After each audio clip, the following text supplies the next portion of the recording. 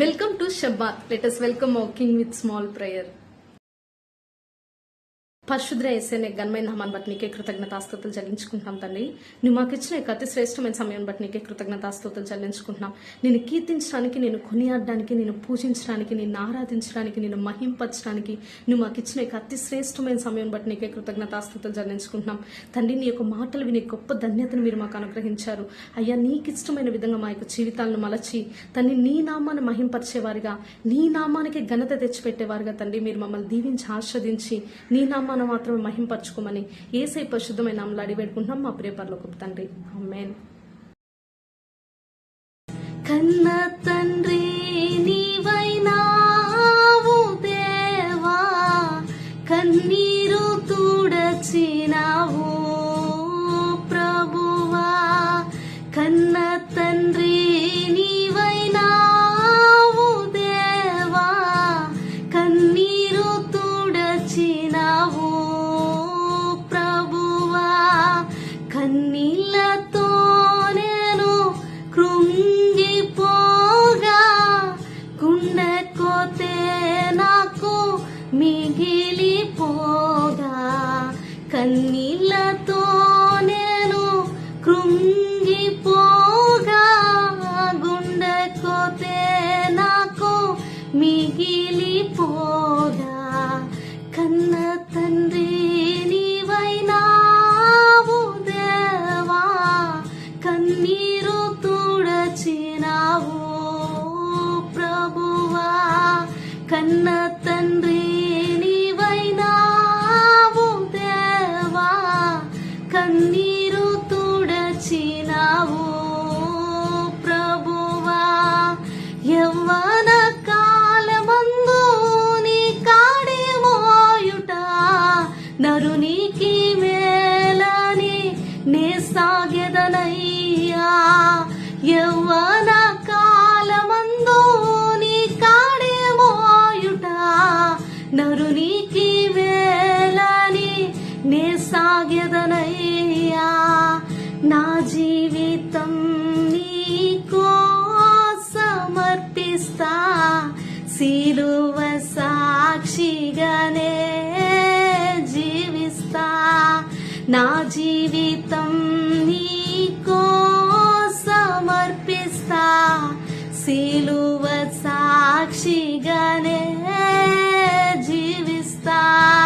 నా తోడై నిలచి నీవు నడుపుమయ్యా, నీలోనే అంతము వరకు నిలుపుమయ్యా.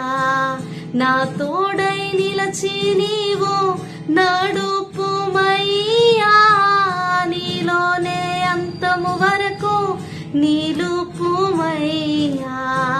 కన్న తండ్రి నీవైనావు దేవా, కన్నీరు తుడచినావు ప్రభువా. నా యవ్వనం నీకో సమర్పిస్తా, సిలువ సాక్షిగానే జీవిస్తా.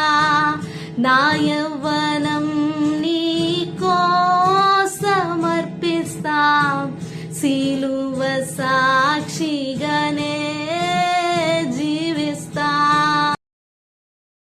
Praise the lord. యేసుక్రీస్తు పేట మీ అందరికీ నా వందనాలు. ఈరోజు దేవుడు మనతో ఏం మాట్లాడుతున్నారంటే కీర్తనలు 118వ అధ్యాయము 6వ వచనము. యెహోవా నా పక్షంలో ఉన్నాడు, నేను భయపడను, నరులు నాకేం చేయగలరు.